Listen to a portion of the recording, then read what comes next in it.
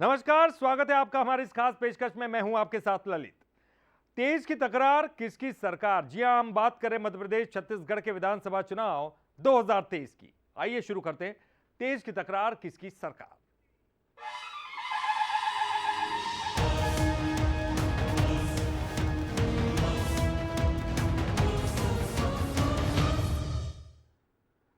चुनावी साल में सितंबर का महीना गर्मी बढ़ा रहा है, तो अब बीजेपी और कांग्रेस के दिग्गज एमपी में सियासी सरगर्मी बढ़ाने के लिए आ रहे हैं।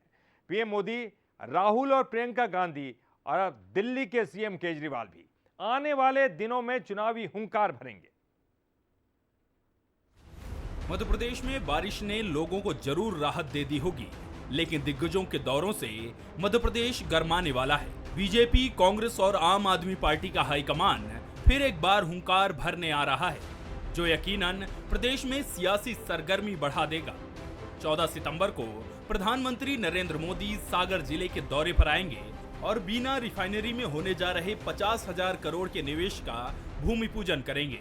6 महीने में पीएम मोदी का ये 6वां दौरा होगा और ठीक 1 महीने में सागर का दूसरा दौरा। इसके बाद 18 सितंबर को पीएम मोदी ओमकारेश्वर में बन रही 108 फीट ऊंची आदि शंकराचार्य की मूर्ति का लोकार्पण करेंगे। तो 25 सितंबर को जन आशीर्वाद यात्रा के समापन पर कार्यकर्ता महाकुंभ को संबोधित करेंगे। 12 दिनों में पीएम मोदी के बैक टू बैक दौरों को लेकर एमपी बीजेपी भी मुस्तैदी से तैयारी में जुटी है। पेट्रोकेमिकल उत्पाद का जो एक कॉम्प्लेक्स बन रहा है, जिसमें लगभग 50,000 करोड़ का निवेश आएगा, हजारों बच्चों को रोजगार मिलेगा, वो उसका भूमि पूजन करने पधार रहे हैं। लेकिन केवल पेट्रोकेमिकल उत्पाद नहीं, उसके साथ साथ चाहे वो टेक्सटाइल पार्क हो या निवेश की अलग अलग योजना, लगभग 2 लाख करोड़ रुपए के निवेश के कामों का भूमि पूजन प्रधानमंत्री जी करेंगे। 3 लाख लोगों को रोजगार जिनमें मिलेगा। तो मध्य प्रदेश प्रधानमंत्री आते हैं तो सौगात दे के जाते हैं। पीएम मोदी के लगातार दौरे बताते हैं कि बीजेपी इस चुनाव में कोई भी चांस नहीं लेना चाहती, तो वहीं 15 महीने में सत्ता गंवा चुकी कांग्रेस भी मजबूत पकड़ बनाना चाहती है। इसलिए राहुल गांधी और प्रियंका गांधी के दौरे इसी महीने के आखिर में कराए जा सकते हैं। राहुल गांधी विंध्य में ताल ठोकेंगे तो प्रियंका गांधी निमाड़ में चुनावी सरगर्मी तेज करती नजर आएंगी। कांग्रेस अध्यक्ष खड़गे भी उज्जैन में सभा को संबोधित करेंगे। तीनों दिग्गजों के आने की तारीखों का ऐलान भी जल्द होगा। लेकिन कैदी नेतृत्व तो ये वहाँ कर्नाटक में भी उतरा था, लेकिन जब जनता सच्चाई से रूबरू हो जाती है तो इनका कोई भी अब गठजोड़ चलने वाला नहीं है। सरकार अब इनकी जाने वाली है और चला चली की बेला है। देखिए, माननीय प्रियंका गांधी जी, माननीय खड़गे जी, माननीय राहुल गांधी जी लगातार प्रदेश पे चुनाव और जो हमारी राजनीतिक लगातार जो बैठक हो रही हैं उसमें इनके कार्यक्रम तय हुए हैं। माननीय कमलनाथ जी के नेतृत्व में, माननीय हमारे वरिष्ठ सभी नेताओं के नेतृत्व में जो हम लोग लगातार तैयारी कर रहे हैं, उस पर इनके दौरे तय किए गए। बीजेपी और कांग्रेस मैदान में है तो आम आदमी पार्टी भी पूरी तरह से चार्ज नजर आ रही है। कई गारंटियां दे चुके केजरीवाल विंध्य के रीवा में एक और रेवड़ी का ऐलान करेंगे। जाहिर है कि दिग्गजों के दौरे से चुनावी सरगर्मी तो बढ़ेगी ही, तो साथ ही सौगातों की मूसलाधार बारिश भी हो सकती है। Bureau report, Bansal news. और भोपाल से खबर, जहां आम आदमी पार्टी ने प्रत्याशियों की पहली लिस्ट जारी कर दी है। पहली लिस्ट में 10 लोगों के नाम शामिल है। चुरहट से अनिंद्र गोविंद मिश्रा को टिकट मिला है। भोपाल की गोविंदपुरा सीट से सज्जन सिंह परमार को टिकट दिया गया है। सेवड़ा से संजय दुबे को प्रत्याशी बनाया गया है। तो आईएस मौर्य को विदिशा के सिरोंज से टिकट दिया गया है। आम आदमी पार्टी के प्रदेश उपाध्यक्ष हैं मौर्य। सेवड़ा से संजय दुबे को टिकट मिला है। हुजूर से डॉक्टर रविकांत द्विवेदी को टिकट दिया गया है। मुरैना से रमेश उपाध्याय प्रत्याशी होंगे। तो पेटलावत से कोमल डामोर को टिकट दिया गया। सिरमौर से सरिता पांडे को टिकट मिला है। महाराजपुर से इंजीनियर रामजी पटेल को टिकट दिया गया।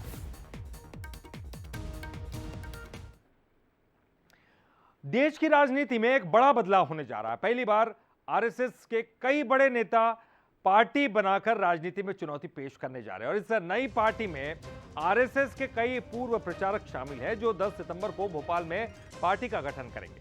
आरएसएस छोड़ चुके इन प्रचारकों का यह मकसद है कि देश की जनता को हिंदुत्व आधारित 100% खरी राजनीतिक पार्टी का विकल्प देना। इससे जुड़े सभी कार्यकर्ता इसके पहले भारत हित रक्षा अभियान के बैनर तले सामाजिक आंदोलन चलाते रहे।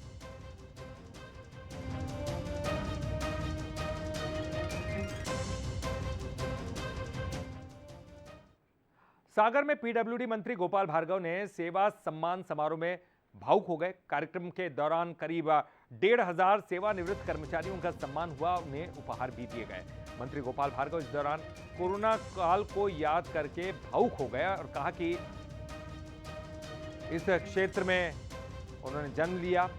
आप अपने आप को कभी अकेला मत समझना, मैं जब तक हूं आपके साथ रहूंगा।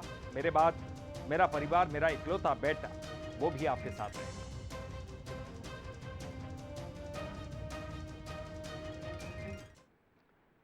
और जौरा से खबर, जहां जोरदार बारिश के बीच सीएम ने चुनाव प्रचार किया। तेज बारिश में भी लोगों ने सीएम की सभा को नहीं छोड़ा। सीएम भी डटे रहे। बारिश के दौरान सीएम ने महाकाल को धन्यवाद दिया।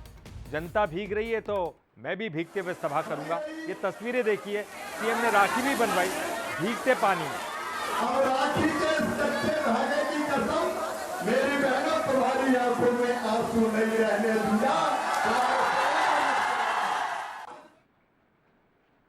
बीजेपी अपने कार्यकर्ताओं को कितना सम्मान और महत्व देती है, इसकी बानगी दतिया में देखने को मिली, जब प्रदेश के गृह मंत्री नरोत्तम मिश्रा कार्यकर्ता सम्मेलन के दौरान कार्यकर्ताओं के बीच जाकर बैठ गए।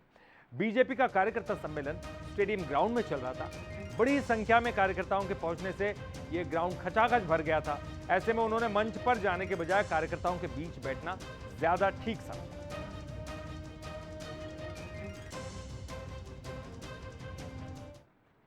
कमेटी की बैठक जारी है। स्क्रीनिंग कमेटी के चेयरमैन अजय माकन इस बैठक को ले रहे हैं। सीएम निवास में स्क्रीनिंग कमेटी की बैठक चल रही है। कांग्रेस प्रत्याशियों की पहली सूची पर इस बैठक में चर्चा हो रही है। बैठक में कुमारी शैलजा, सीएम भूपेश बघेल भी मौजूद हैं और प्रदेश अध्यक्ष दीपक बैज, साथ ही साथ डिप्टी सीएम सिंहदेव भी इसमें शामिल है।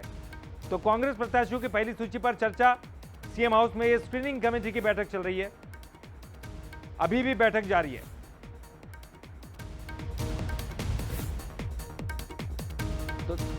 तो सीएम हाउस में स्क्रीनिंग कमेटी की बैठक में अंतिम चर्चा नामों पर हो रही है। प्रत्याशियों के नामों पर चर्चा हो रही है और स्क्रीनिंग की जाएगी और इसी के बाद जो है प्रत्याशियों के नाम सामने आ सकते हैं।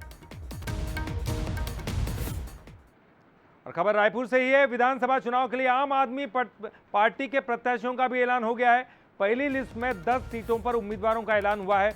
आपको वो उम्मीदवारों के नाम बता दें। दंतेवाड़ा से बालूराम भवानी है, नारायणपुर से नरेंद्र कुमार नाग है, अकलतरा से आनंद प्रकाश मिरी हैं, भानु प्रतापपुर से कोमल हुपेंडी, कोरबा से विशाल केरकर, राजिम से तेजराम विद्रोही, पत्थलगांव से राजा राम लकड़ा, कवर्धा से खड़गराज सिंह, भटगांव से सुरेंद्र गुप्ता, कनकरी से लेजोस मिंज।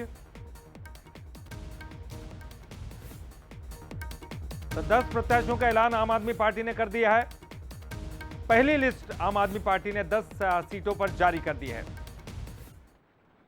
तो वहीं पूर्व मंत्री बृजमोहन अग्रवाल का भी एक बड़ा आरोप सामने आया है। छत्तीसगढ़ में टारगेट किलिंग का आरोप उन्होंने लगाया है। नक्सलवाद का बहाना बनाकर हत्याएं की जा रही है।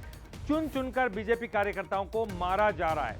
तो टारगेट किलिंग का एक बड़ा आरोप, नक्सलवाद का बहाना बनाकर ये हत्या की जा रही है, आरोप लगाया बृजमोहन अग्रवाल ने।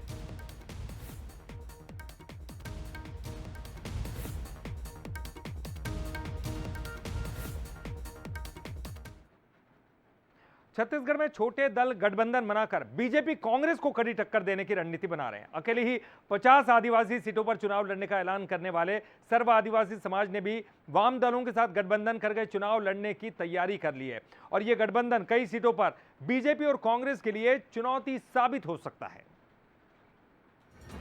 छत्तीसगढ़ में सर्व आदिवासी समाज का छोटे दलों से गठबंधन नए सियासी समीकरणों को जन्म दे रहा है। खासकर बस्तर में इस गठबंधन से बीजेपी और कांग्रेस को चुनौती का सामना करना पड़ सकता है। लेकिन बीजेपी मानती है कि आदिवासी उनके साथ हैं। बीजेपी ने कभी आदिवासियों की उपेक्षा नहीं की, लिहाजा ये गठबंधन बीजेपी के लिए फायदेमंद ही साबित होगा। हम लोगों ने कभी कहते हैं यहाँ पर उनके मुद्दों को लेकर के कभी हमने उनकी उपेक्षा नहीं की। जिस तरीके से उपेक्षा आज इस सरकार में हो रही है, हम लोगों ने तो सारे उसको समाज को साथ में रख करके काम किया है। यदि आज समाज मांग करता है आरक्षण के विषय को लेकर के या स्थानीय भर्ती को लेकर के, तो कांग्रेस की सरकार में तो बहुत सारे लोग ऐसे हैं जो कहते हैं मुख्यमंत्री से सीधे बात करते हैं, उनसे बैठते हैं, तो क्यों इन विषयों पर चर्चा नहीं करते? इस बात का जवाब तो ये कांग्रेस पार्टी दे सकती है। वहीं कांग्रेस की उम्मीदें भी बीजेपी से कम नहीं है।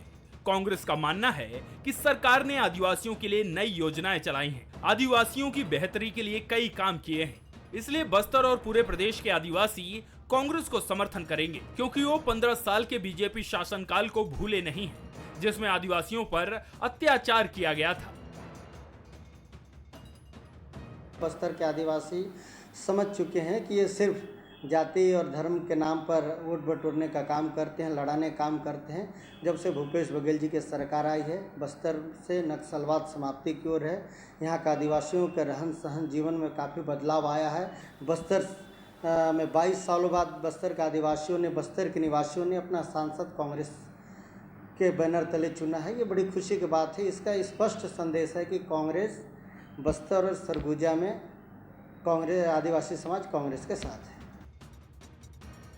बीजेपी कांग्रेस के अपने दावे हैं, लेकिन जानकार मानते हैं कि सर्व आदिवासी समाज के साथ आ जाने से वाम दल गठबंधन पिछले चुनाव के मुकाबले ज्यादा ताकतवर हो जाएगा। और इस बात से भी इनकार नहीं किया जा सकता कि कई सीटों पर मुकाबला त्रिकोणीय हो जाएगा। रजत वाजपेयी, बंसल न्यूज, जगदलपुर।